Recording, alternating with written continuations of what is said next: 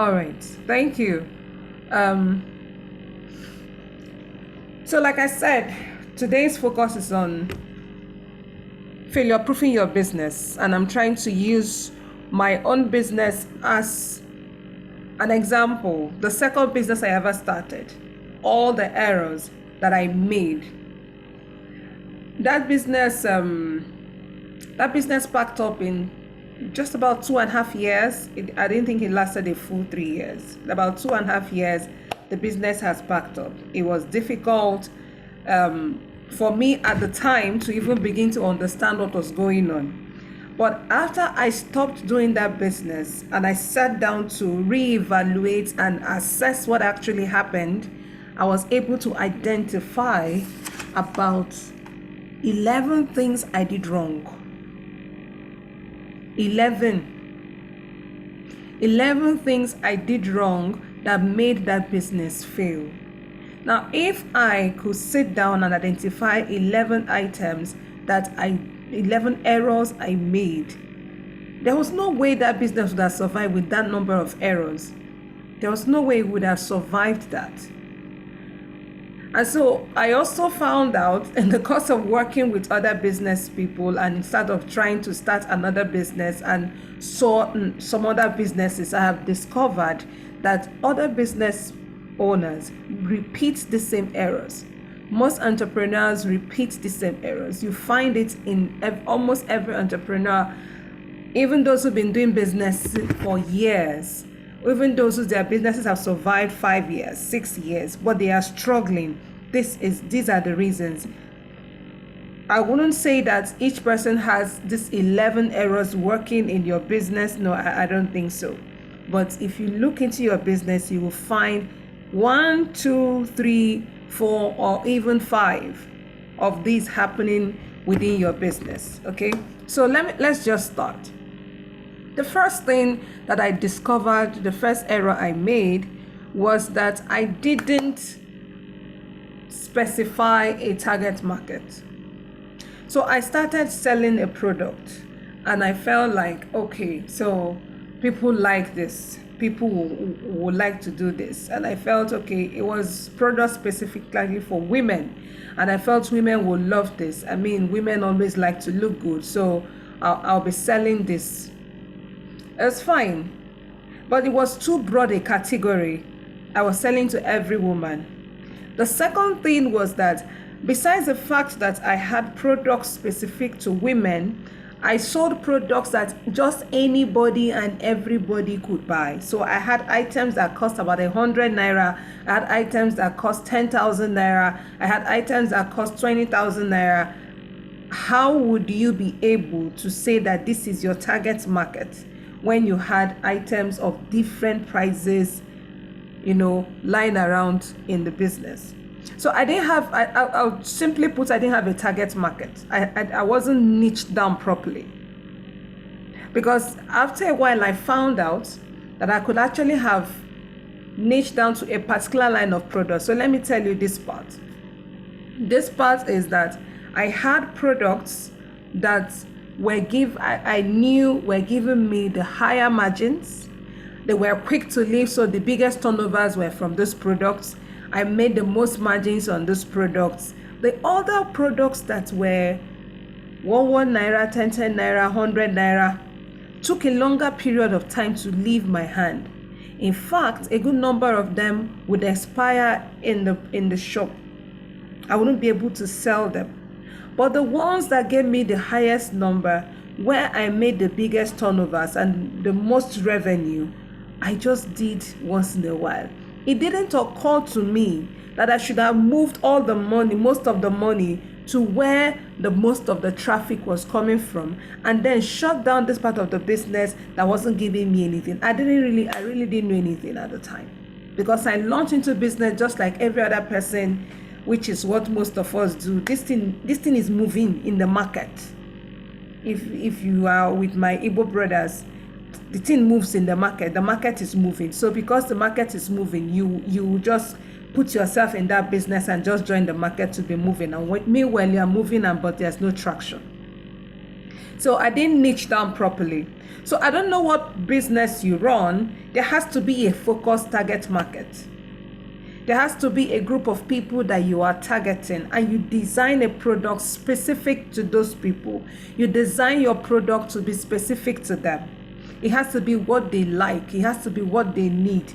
It has to be something that meets their needs. You need to understand them. Okay, so let me even move further. So that's my target market and not being able to niche properly. The second thing I did not know was that the item they call capital, that money they call capital, is the total investment in your business. So let me break it down.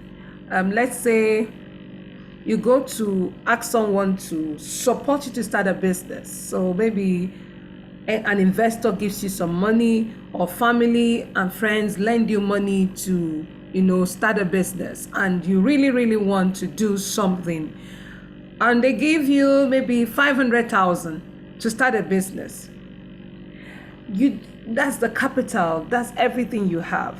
Did you consider as well that within this 500,000, you're going to have to rent a workstation, a workspace? You're going to pay the rent. You're probably going to refurbish the place if the place is not looking good enough. Within this place, you are going to have to bring out money for stock and other things that you have to buy within the business. I didn't know that part. So when I was calculating how much my capital was, I was focused on how much my stock I was using to buy my stock, not knowing that when I am calculating how much I was making in my sales. And so let me explain to you. When I was doing this business, I was selling. Sales was happening every day, but I couldn't just find the money. And I didn't know every time I ran it for years, because I think I paid rent 3 times. So I think it's about 3 years. Yes, I did run that business for about 3 years, because I paid 3 rents. So every time I was due to pay rent, I had to borrow money. I had to put in more money into the business, which means the business was not helping me pay rent. The business was not helping me pay utility bills. Even when I needed to buy new products, I always had to get money from somewhere. I kept putting money in the business. Yes, Kate, every business owner needs to know basic accounting principle, period. Absolutely, I agree. I didn't know any of that, and I was just here, just putting in money into the business. I had no idea what was what. So when at the end of every month, when I want to take stock, I'll be looking for how much I have earned. So even when I didn't take all that stock in the beginning, when it's time to pay rent, I'll be asking myself, so all these sales now, where did the money go into? I've been making money all this while, forgetting that when I'm calculating how much my profit is, I have to factor in that there are utility bills I paid. I had to factor in the money I was paying for security, the money I was paying to community people, my staff salaries. All I was doing then was I'll bring in the money, I'll bring in the total sales that we had, I'll check how much it actually that we spent, and I'll pay my staff. Whatever was left, I'll say, this is how much. I had no idea. Just like Kate says, I had no idea of basic accounting. So that was terrible. I had issues. I did not understand what was capital, what is working capital. I had no idea what all that was. So there has to be that understanding, that level of literacy. You need to have it when you are starting your business. You just need to have that level of literacy. The first mistake I made was that my record keeping was terrible. I had poor inventory management.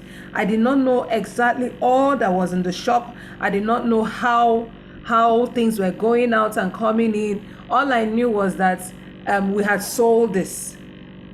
Because I had poor inventory management, I also didn't know when some products were about to expire.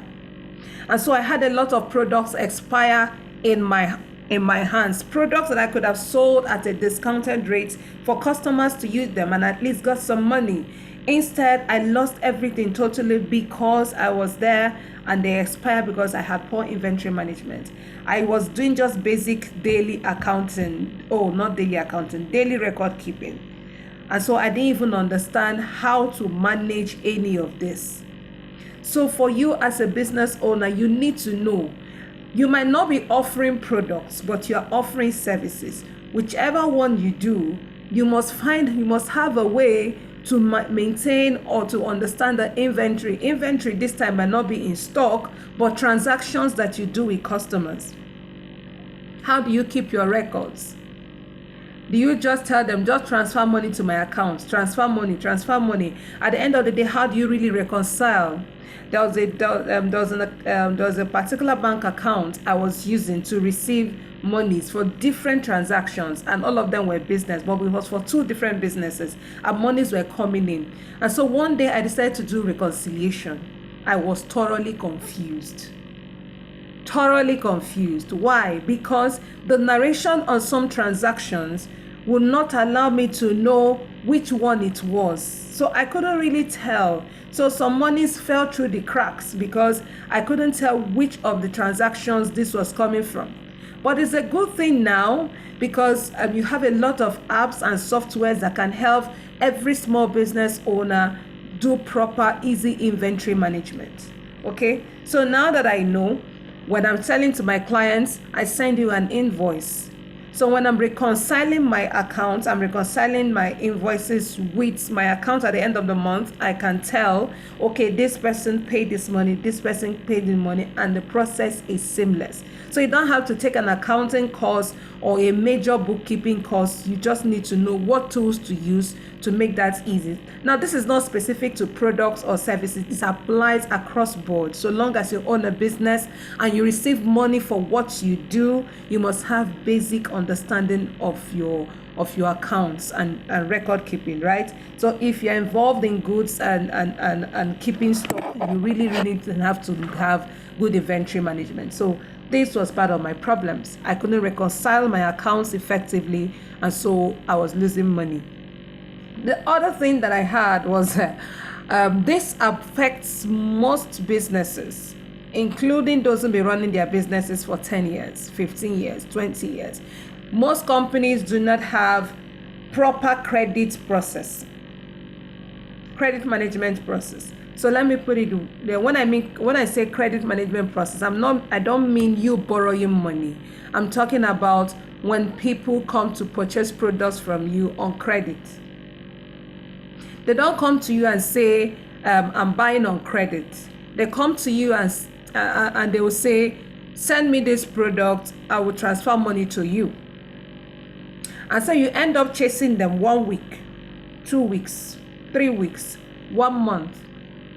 The thing here is, if someone comes to you, now based out of my experience and what I have also taught my clients, if someone comes to you and says, this item, can you send it to me, or can I take this item, I will pay you by the end of the month. Basic reasoning should tell you that the value for which you are giving that person that product should increase. You should not sell the product at the same price as you were selling it to those who were giving you cash immediately. You find this working very well with traders in the market. If you find it working very well with traders in the market. So if traders if you go to the market and you're trying to price a product and they're like, the price is like 15K. I say, no, what I can buy is 13. They'll tell you, madam, the money I'm making on this thing is like 500 naira. Say, no, I only have 13,000. But because you have cash, the person can see you with the cash. The guy says, give me the money. Give me the money. Just give me the money. Take. Let me just let me use the words of my local brethren. Say, let me just open market. Let me open market. That's local partners. Let me open market. And they open market. So this is what happens when you deal with the average trader. And this is street wisdom, because they understand that the value of the money, they can easily turn it around. So if you say, I will pay later, they will increase the cost of the product because there's a time value for money. Let me cite an example. Let's say, so within this period, this evening I went to buy bread, and I asked to be given a loaf of bread, and they told me the bread was for 500 naira. This same brand, I bought it for 450 naira about 2 or 3 days ago. Now, about 2 weeks ago, I bought it for 400 naira. And about 3 months ago, I bought that same loaf of bread for 350 naira. Early in the year, it was 300 naira. Now, if I ask you, if you buy this loaf of bread, or if you sell a product, so let me leave the bread. If you have a product or a service you render, and you tell your clients the cost of this service is 400,000 naira at this time, and the client says it's fine, I'll pay you by November. So we're in September. We see what inflation is doing. You see what the change in price of commodities is doing. Would the value of that product at this time be the same, or the value of your service be the same as it could be in November? Ernest, what do you think? Hi, Ernest.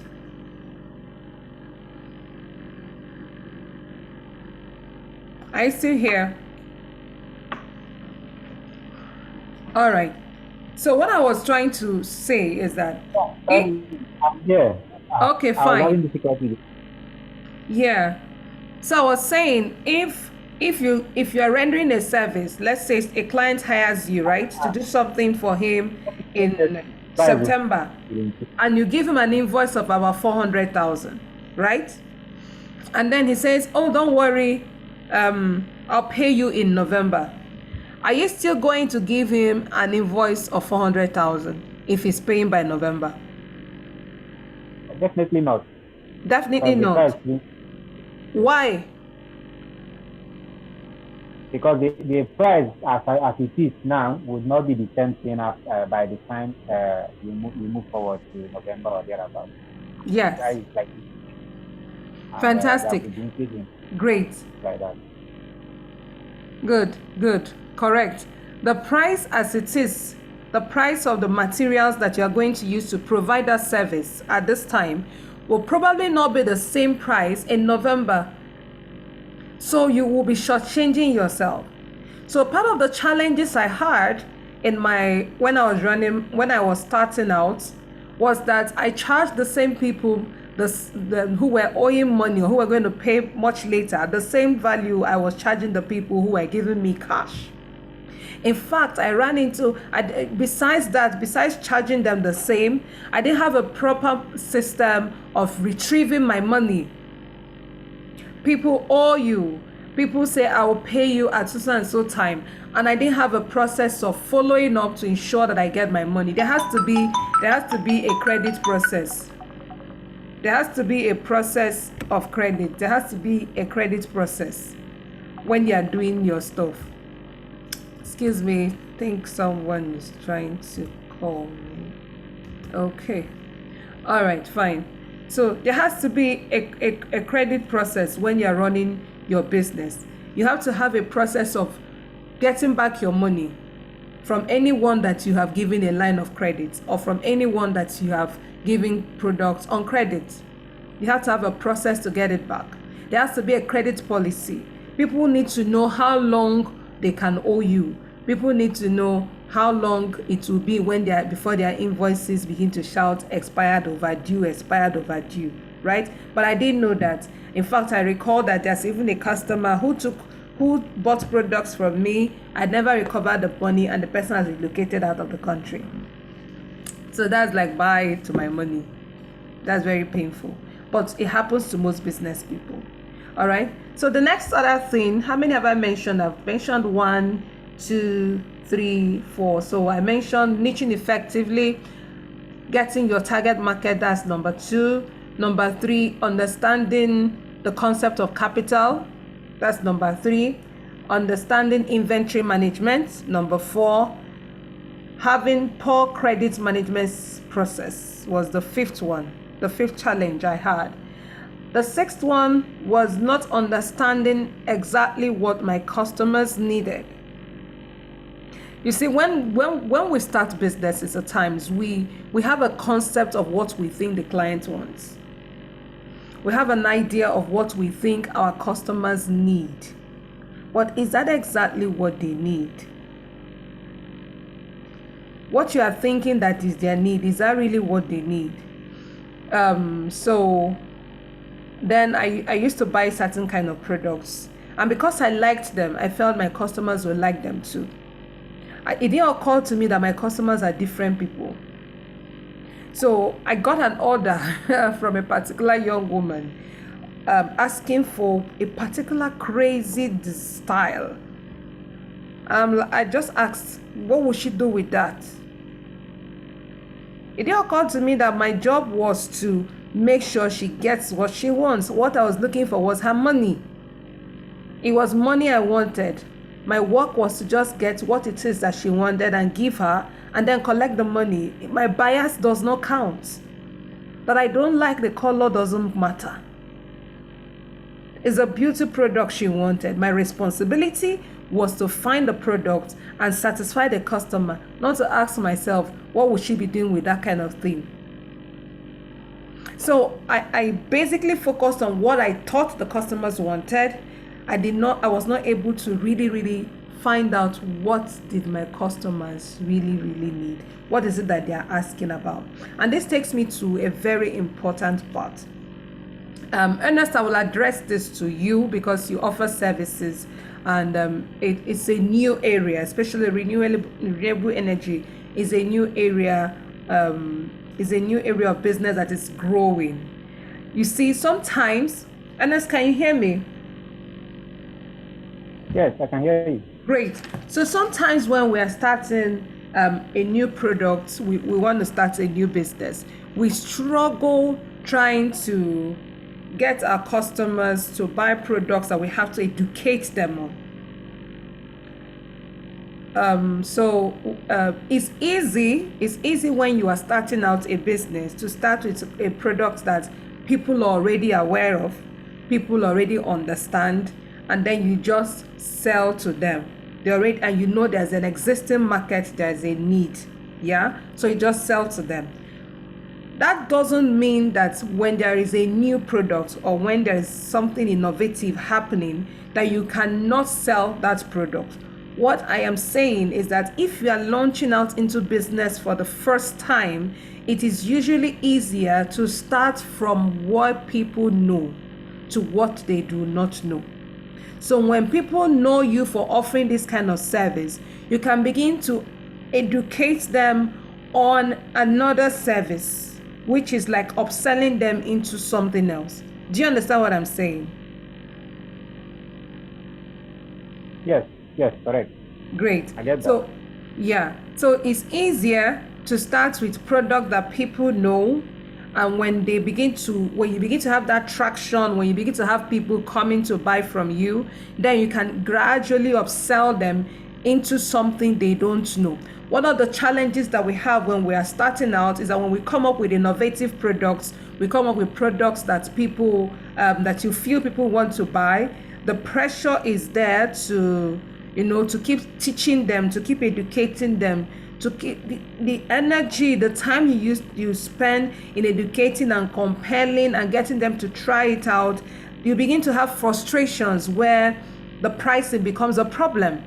People begin to underprice your product because they feel that they don't understand what it is you are offering, and they are not quick, they are not excited to jump on it, right? So these are some of the issues that you face when you are trying to, identify customers' needs. For me, I didn't know exactly what my customers needed. I didn't pay attention to it. Another issue I had was that at some point I moved my office. Also, I relocated. Interestingly, the first place I had stayed there for a couple of months, And because I had people coming in and going out and asking for certain things, I could tell what it was that market needed. However, when I relocated the business, I moved to a different area of town with a different category of clientele. These people did not appreciate what the other people on the other side liked. What does that tell you? That customers are different. You need to now, that's why when you are doing a business, identify the target markets. Focus becomes very important. I don't know how it works for you, but focus becomes very important. Identify the group you want to talk to, the group you want to serve, and focus on them. Because immediately I shifted grounds, just by relocating, I met a different group of clients who were not so interested in what I was selling to the other group of people, and I had to start readjusting. And the worst thing was that the pricing on this other side, the margins were so thin. It was so thin. They were not willing to pay as much as the other people were willing to pay for the other products. In fact, it was frustrating. But I can imagine that this same experience other people, other business owners have had it. And you could have it in your business. So I'll ask, Kate is here. Kate, can I ask you a question? Okay. Yeah, so I know you offer services and you've had to handle clients from different parts of the world and from different levels of education and exposure. So can you just share with us how understanding clients' needs and probably different categories of clients and different locations, how it affects a business? You probably have had some sort of experience with this. Well, basically, when it comes to clients, when you identify the clients you want to serve, first of all, they are, how would I call the profile. Their profiles are more or less the same in the different locations. Now, what differs is their way of thinking and their Yeah. way of receiving the service. So, before working with the client, I need to understand exactly where they are and how the economics of that place, of that area works. And I also need to understand how they think about the results that they want to get, because Mm. they may be in the same profiles, but the results may differ. Yeah. So when I serve them, I need to first of all um, have a conversation with them. So it's not a one time, okay, you just, when you're selling services, especially, it's not like products that, okay, you just present the product, somebody sees it and they buy it. So for services, you need to have some form of a connection, a relationship with the person you're offering the service to before they engage with you. I Fantastic. don't know if that, Yeah, but that's what I fantastic. do. Yeah, I absolutely agree with you. I do agree with you. I do agree because you mentioned something critical. The customer profiling has to be the same. That's what I mean by you need to identify the market that you are targeting. Which category of people are you selling to? Like she said, if you identify the customer profile, no matter what location you find yourself in, it will still be the same group of people. However, like she said, the conditions might be a bit different, but it will still be the same group of people. They will understand the value of what you are offering. They will understand the value of your product. So I missed it there. I was not able to have a proper profiling of clients. I think I've already explained that so many times. And then I kept having challenges with selling the product. Okay, so that should be number 6. Number 7, wrong staffing. Wrong staffing. One of the challenges, your business is as good as your employees. Whoever you choose to work with you and you put in charge of your business will be as good as whoever that person is. In fact, It was terrible. In fact, I had this staff who used to sit in the office then. So she'll be in the shop, someone will come to buy a product. Sometimes she wouldn't understand what you were asking for, and so she will say, we don't have it. But that product is sitting right there on the shelves. She'll say we don't have it. She was so laid back that even if we didn't have the product, in all honesty, she would not suggest an alternative. And we would have good alternatives. In fact, sometimes we had better options than what the customers were asking for, but she wouldn't. She didn't have an understanding of the business, and she was not interested at all. And do you know how long she worked for me? For almost 2 years. So my business just kept going down. She was about a year and a half, almost 2 years. The business was just going down. There was no amount of conversation. There was no amount of discussion that we had to look at how we could do. She just couldn't think beyond where she was thinking until I changed my staff. Immediately I changed to someone else. The figures we were delivering on a monthly basis, we were delivering in 1 week. On a weekly basis. We all of a sudden multiplied by our revenue by 4 just by changing one person in 1 month. Just by changing the employee in 1 month, we multiplied our revenue by 4. What I'm trying to explain to you is that as someone that is starting a business, or someone that already runs an existing business, I don't know how long you've run it for, if your business is going to survive, the kind of staffing you put in your business is very critical. A lot of times we consciously or unconsciously look for people that we feel that we're so much bigger than, that they have to listen to us. They won't challenge us. They won't demand too much from us. We won't have to pay them so much. And so because of that, we take people that are unqualified. We take employees who will not add value to our business. We just put them there. And we pay them money. But at the long run, they make you ineffective and run down your business. So this is my experience. If I had used the last person that worked for me on that business to start that business, we probably wouldn't be speaking the same language today, because the same employee was very innovative. She would come and say, I'm thinking we could do this and do that. We could add this to what we're doing, and she was beginning to come up with extra services. When we have products, she was saying we could add services, we could add this, we could add that to make the business grow. So what kind of staff do you have? What kind of capacity do the people you hire have? If you've hired someone who doesn't have capacity, of course we can't take, everybody doesn't have to have 10 years experience to get on the job with you, but you have a responsibility to build the people who work with you. You have a responsibility to give them, breath in them, the vision that you carry. You have the responsibility to help them grow capacity so that they can work for you and deliver the results that you want, right? So that's that.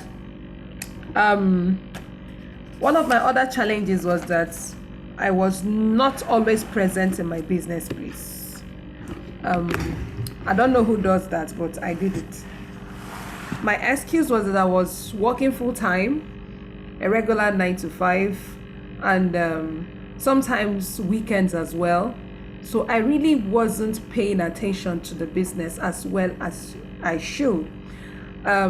Kate is a John Maxwell executive director, and she will agree with me that John will say that everything rises and falls on leadership. So if the business fails, I should take full responsibility of the failure of the business, because I should be the one sitting over my business.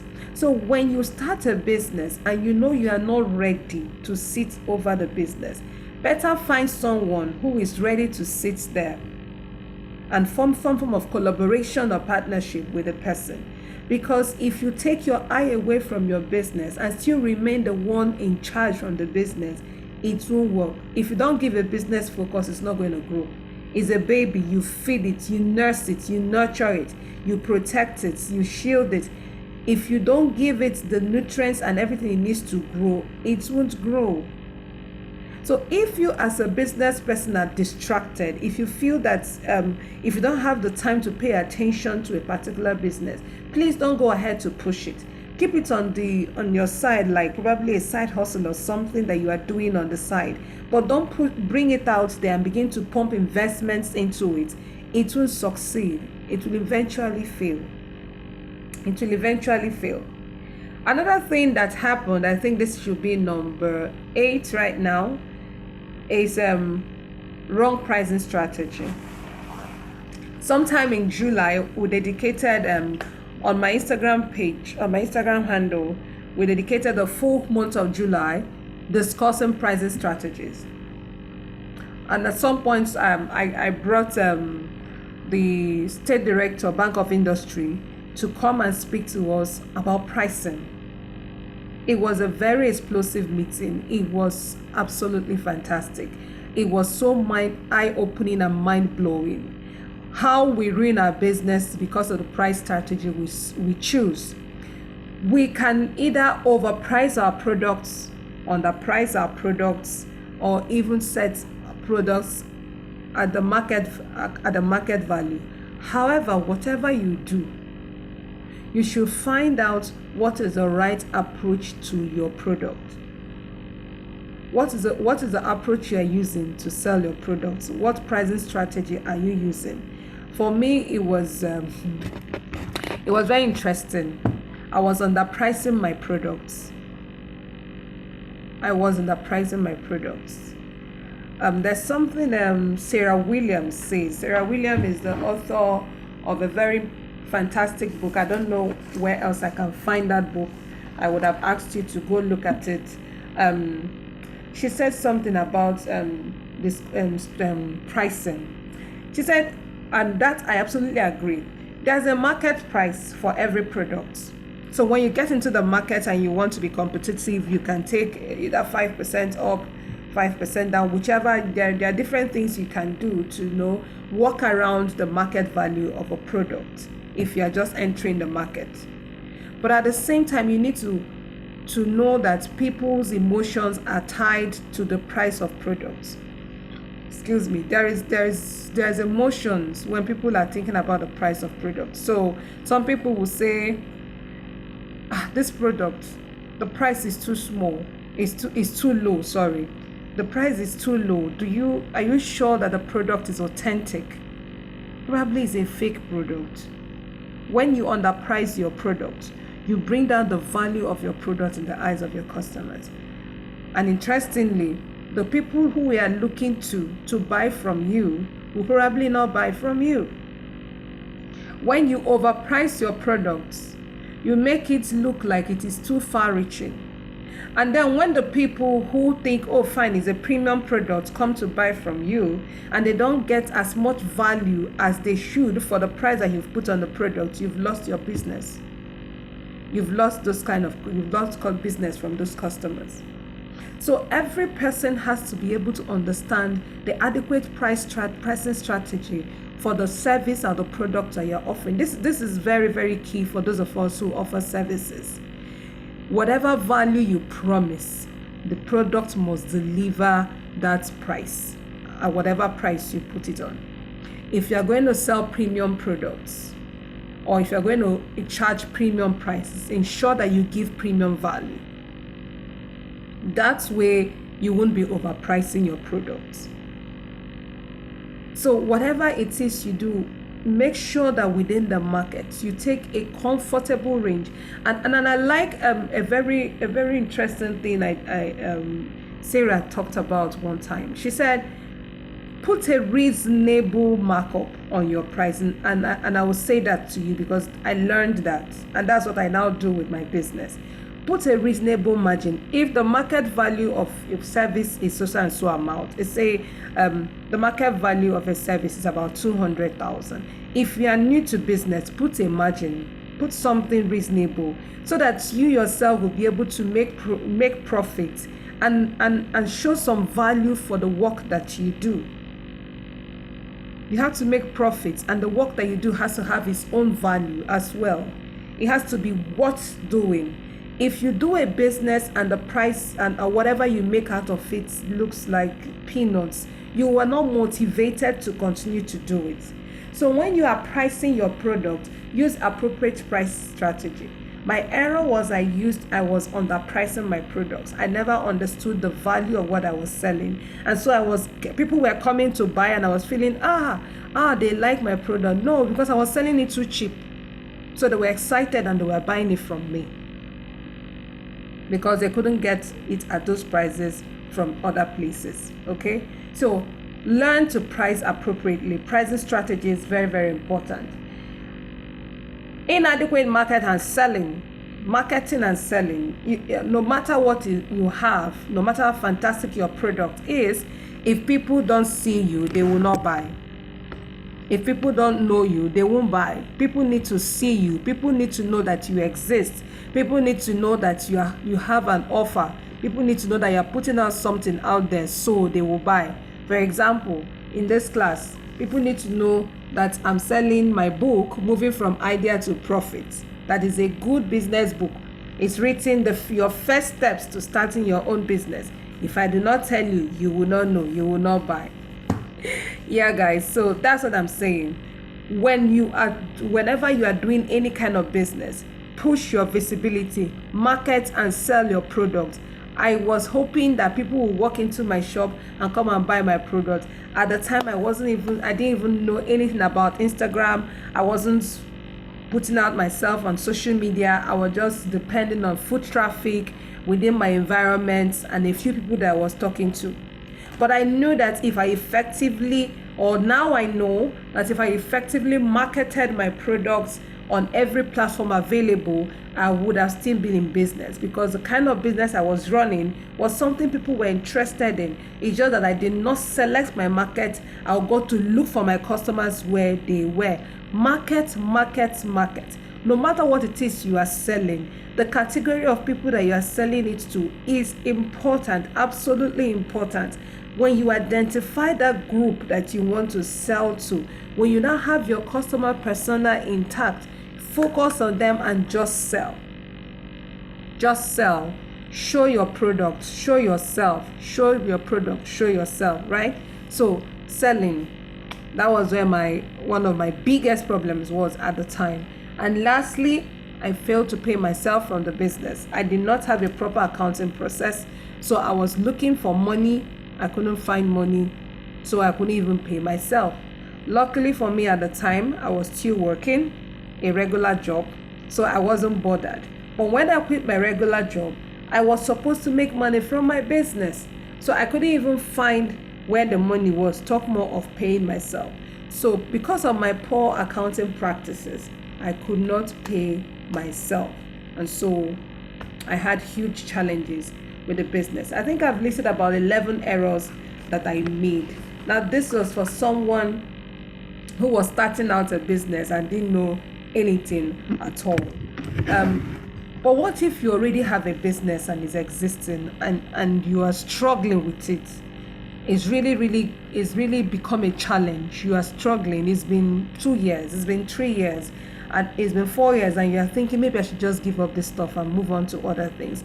There could be things that you are ignoring. For example, what's your market share in your business? Before you start out, you should ask yourself, this business I'm about to start, or this business I'm doing, what is the potential in the market? And I'll be addressing that to you, Ernest. Your business is about a year old and you are still in the process of building it and expanding it. So what is the potential of this business in the market? What is the size of the market? What is my share? The particular area I've decided to cover, or the particular group of customers I've decided to cater to, how many are they? Have you given that focus? How many are they? And what am I doing to meet them? That's where your marketing and your selling comes. No matter how long you've run a business, you keep marketing. You get adverts from Google, adverts from Coca-Cola. What are they advertising for? They keep pushing, they keep putting themselves in your face, because they know that the more people see them, the more people will engage with them. So it's the same thing. Once you're able to identify what your market share is, the potential the market holds, you focus on that potential. And I'll tell you something, whatever it is that you sell, there's a market for you. Whatever category of product, service or goods, there's a market for you. This country is a population of 200 million people. Tell me where it is in the developing world where you have 200 million people concentrated in one place. What bigger markets can you find in the developing world? Forget about India, forget about China. Where do you have 200 million people with their head put together all in one place, moving up and down every day? This is a massive market. Even when investors say they are pulling out their funds from Nigeria, what they are trying to do is to go back home, prepare something, and come back and sell to us, because we're a huge market. There's huge potential in this place. But then we need to find out, who are you supposed to be serving? What category of people are you supposed to be serving? No matter how long you've run your business, if you miss out on this, you will keep having issues. You'll keep having issues, right? So that's for you. What value are you offering? In your business, from time to time, you need to understand that your customers, their preferences begin to change. So if you've run your business for 5 years, and you don't expect that what your customer liked in the first 2 years is what your customer will be liking by the 4th year or the 5th year. As people grow older, as people get more enlightened, as people get more exposed, your appetite begins to change, their preferences begin to change, their attention to certain things begin to change as well. They begin to pay attention to other things. So you need to, from time to time, tweak your value, tweak your product, tweak what you are giving to your customers, so that you will know what exactly is happening now. So if your customer behavior is beginning to change, you need to readjust your product and your service and the value you are offering to meet their new behavior, if you understand what I mean. If you don't understand, just make a note to ask me later, right? We've talked about being visible. Let people see you. Let people see you. What are your distribution channels for you that's been running your business for a long time? What channels have you been using to sell? So maybe sometime you were using the print media, printing flyers and sharing by hand, going office to office and telling people what you do. Is it still working? Is it still working? Do you need to change your strategy? Do you need to sell more online? Do you need to go on TV? Do you need to just get a bit more visible? Do you need to change strategy? Have you been doing warehousing? What are your distribution channels, or what are the channels that you are using to broadcast your business? What channels have you been using? You might need to make some adjustments to that. Okay. We've talked about reviewing our pricing. We talked about looking at how much we're selling and changing pricing strategies if it's not working. I want to do one last thing for people who already own businesses. So I'll run this, and then if you have questions, you could ask. Okay. All right. So this what I'm going to do now is something I do on what I call the business planning workshop. There's going to be a business planning workshop in November. During the business planning workshop, we're going to sit down over a period. It's going to be a boot camp. We're going to sit down over a period and plan our business and the strategy for building our businesses for the next 1 year, for 2022. We're going to plan the strategy for building for 2022. Okay. So, but if you run a business, I'm going to ask you this couple of questions, and if you have a pen, you can take your time and write them down. Okay. Number one, the question is, what is the focus of your business? What is your business focused on? What area? What industry? What do you want to achieve? What is the focus of your business? What do you focus on in your business? Secondly, what industry is your business aligned Do you understand the demands of the industry? Do you understand how the industry functions? Do you understand the current trends in the industry? Do you have any idea where business in the industry is going for now? So you need to have that understanding, right? Then as a business owner, one more question for you. What was your revenue for last year? How much did you make? Let me ask Ernest. Ernest. Hello, Ernest. Yes, I'm here. Yeah, good, sir. I'm with you. Yeah, so I'm asking, do you have any idea how much revenue you made in the first year of your business? Last year, do you have any idea how much revenue you made? Oh, okay. So, as at last year, the business wasn't generating revenue yet. Our first connection was early this year. Yeah, so, and it's not my business directly. So we actually have to handle the finance. So while I take care of the technical. Okay, fantastic. So, do you also have any idea what your revenue forecast is for this year? I didn't say give me the figures. Do you have any idea what your forecast, that's what you are projecting to make by the end of this year is? Do you have it written somewhere? Yes.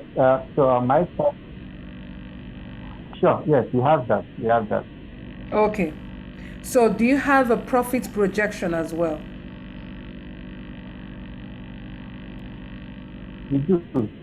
We do. But then it's affected by quite a number of things. But we actually have a target. Okay. So you have a target.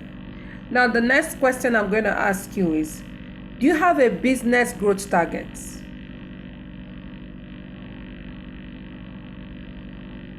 Yes, we do. Okay, can you explain to me what your business growth target looks like? So we have what we intend to achieve by the end of the first year, which will actually be by sometime February 2018. And then we have what we intend to, where we want to be by the end of 5 years of running the company, and then how much market share we intend to have in 10 years time. Okay. So first year, 5 years, and then 10 years. Okay. So my next question to you would be, based on the performance within the year, do you have this growth targets broken down into monthly targets? Yeah, so on the high level, we have it broken down to monthly. Yes. But sometimes we miss out, and then sometimes we miss the target because we're just starting, so we keep going forward and back. But we are putting things correct. We learn along the way. This is part of why I'm in this webinar. Okay. So we keep learning that. Fantastic. Okay, good. So the point here is that you have your growth targets. The challenge is that the business is still starting, so it's faltering.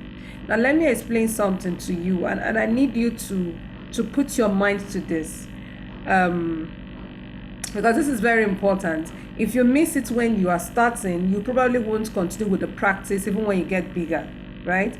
When you are starting, you have a target.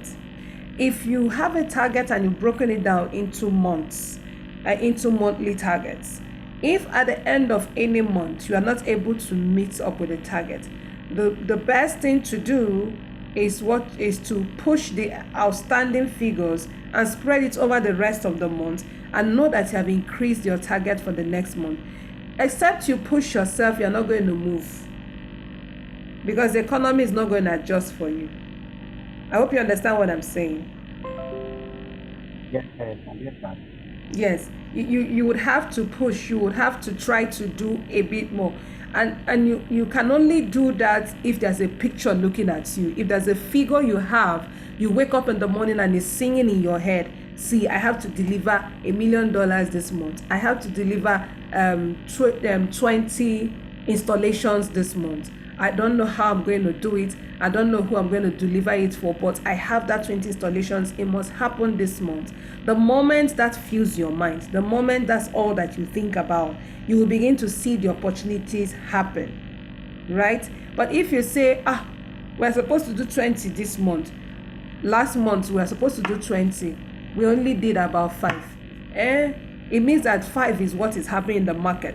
If you don't push yourself to say, this number that we did not meet, they are going to add it to this one, we must find a way to make this happen, you will keep performing below your capacity. You understand what I'm saying?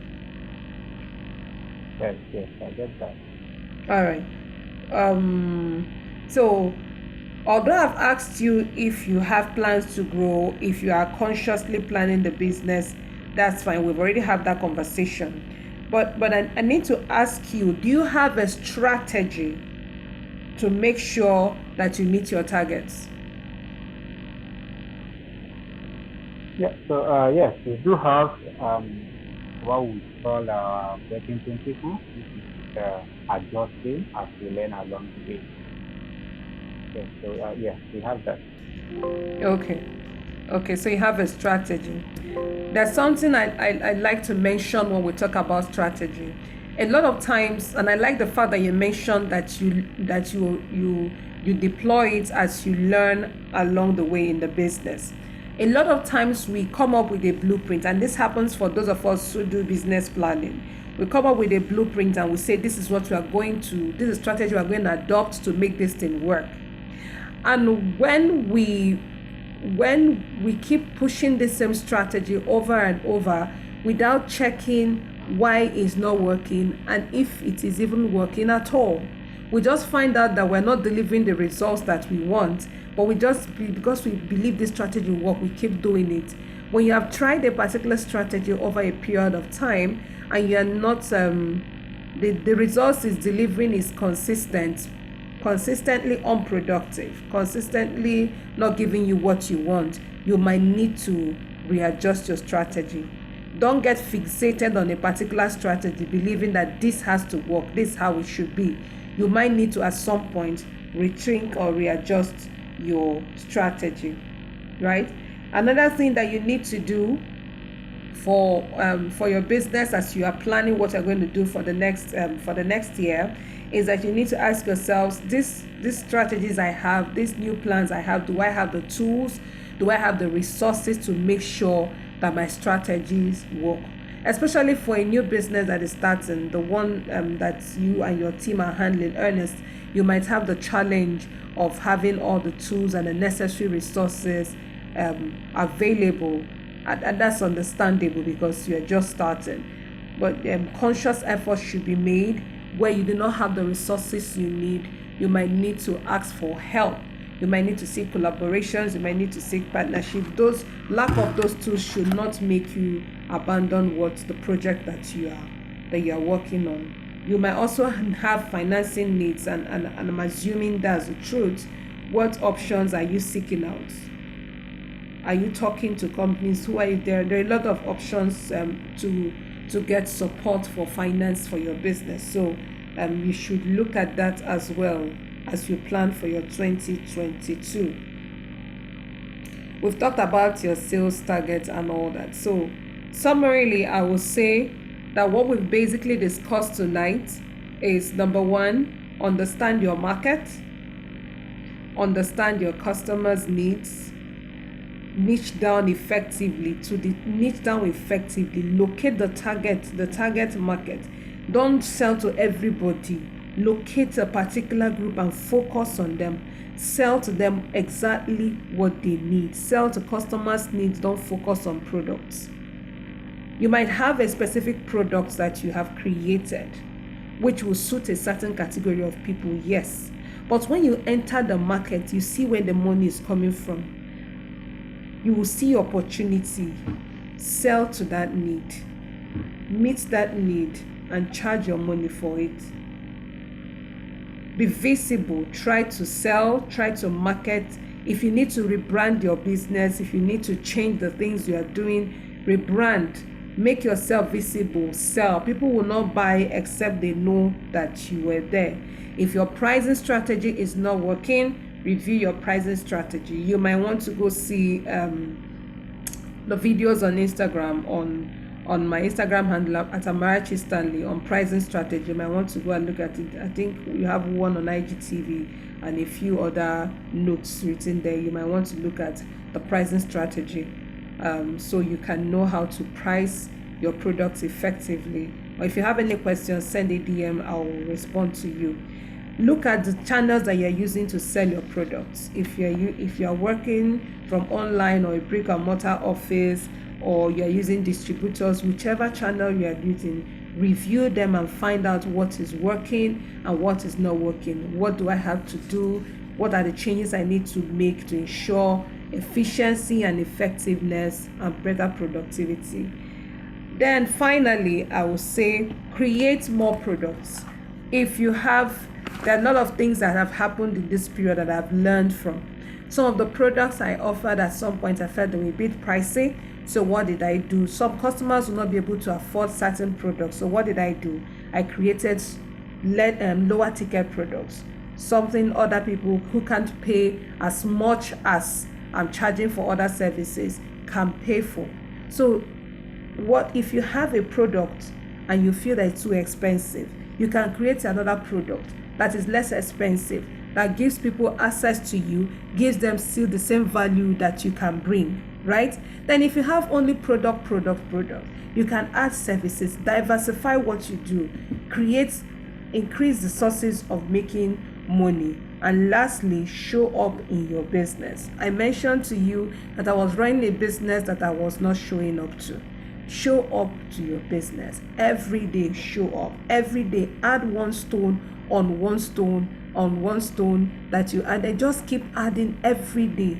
John Maxwell will say, consistency compounds. Just keep doing something every day, especially for you who's starting a new business. And I'm just so passionate about what you do. We had a conversation in the beginning before others joined us, so I'm a bit fixated on what we discussed. So consistency compounds is a bit difficult. This was the first year. There'll be so many reasons to get discouraged, but you've been armed with certain tools tonight to ensure that you don't repeat certain mistakes, but keep showing up to the business. Keep showing up. You might need to make some readjustments along the way, and a number of things might need to change, but keep showing up. If you keep throwing one stone on the other, eventually you're going to do well. So thank you, everyone. Thank you so much. So I think it's okay now. If you can ask your questions, I'll be listening, right?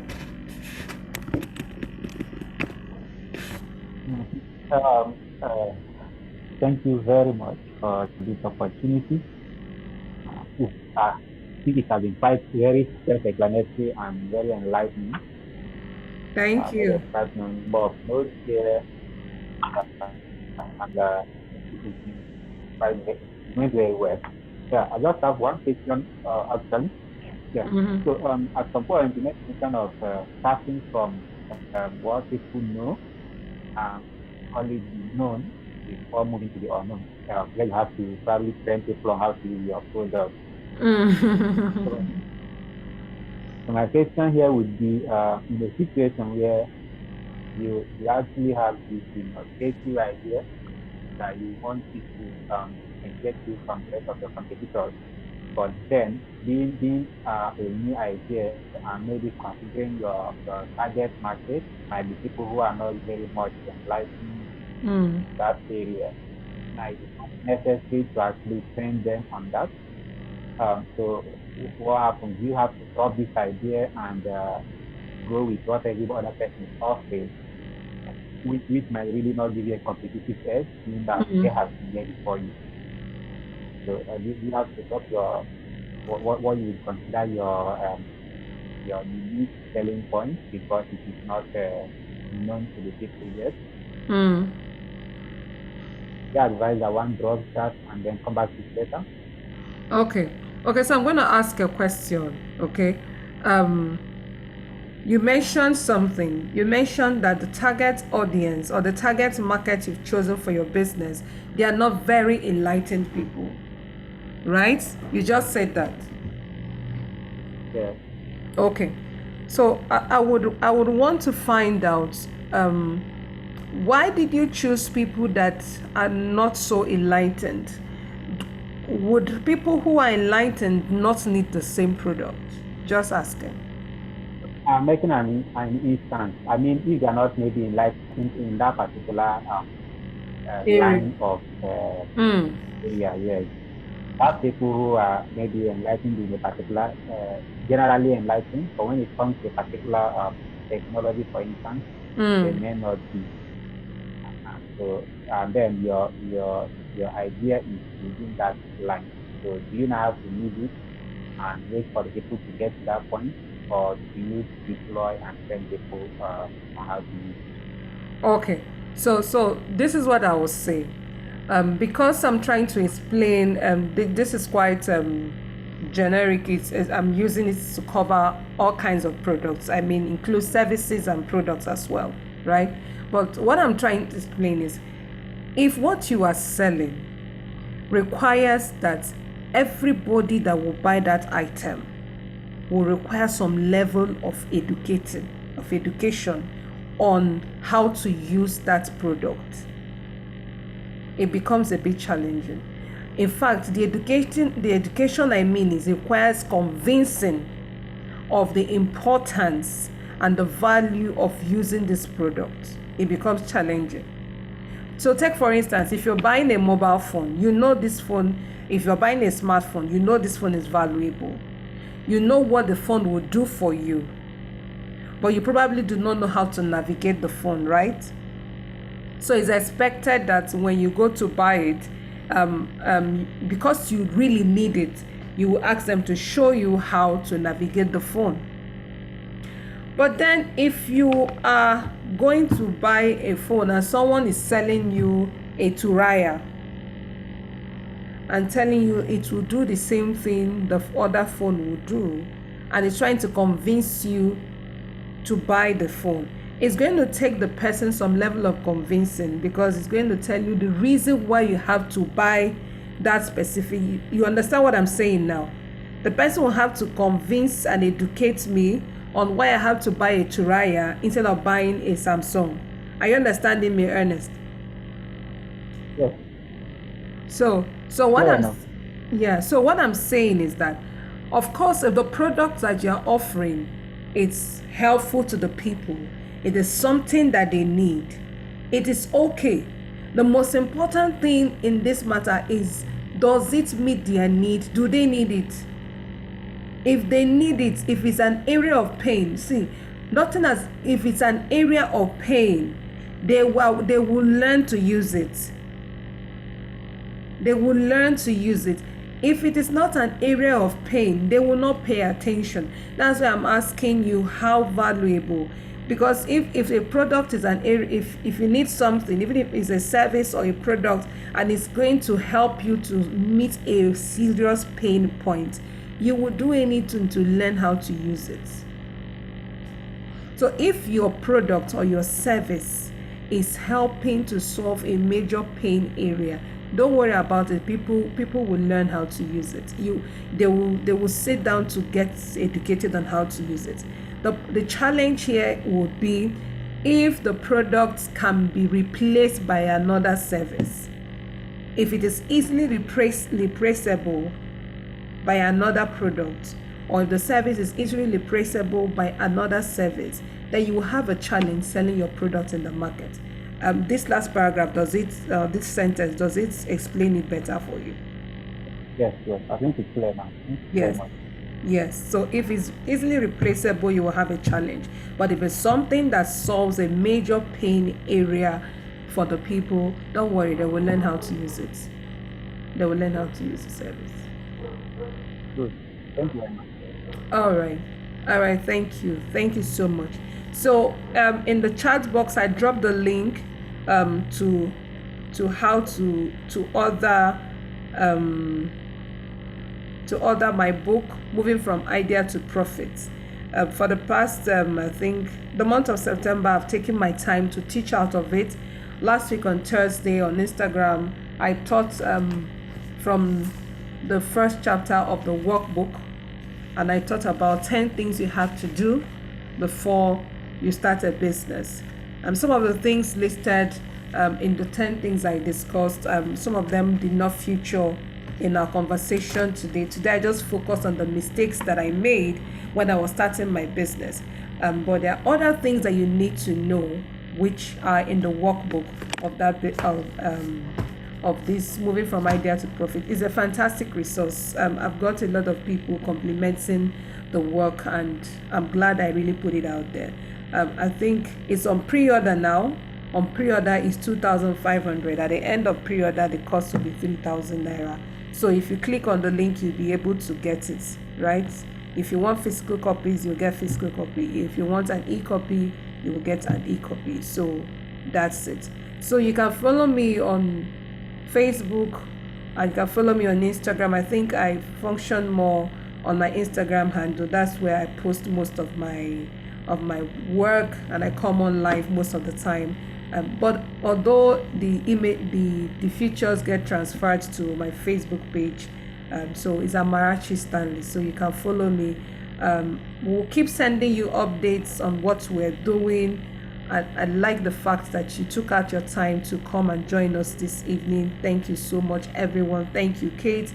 God bless all of you for being here. So just follow us. A lot more will be coming your way. We'll be sending you emails, so you can effectively participate and benefit from all the things that we are offering. Okay, thank you guys. Any more comments? You've done well. Thank you for your patience. Any more comments before we leave? Yeah, nothing more from my end. Thank you very much. I really appreciate this moment. Thank you. Thank you, Amara. It was really an enlightening session, and very explicit too. Yeah, thank you very much. Yeah, thank you, Kate. Thank you, everyone. So good night, everyone. Have a wonderful week. God bless you. You too. Bye. Bye.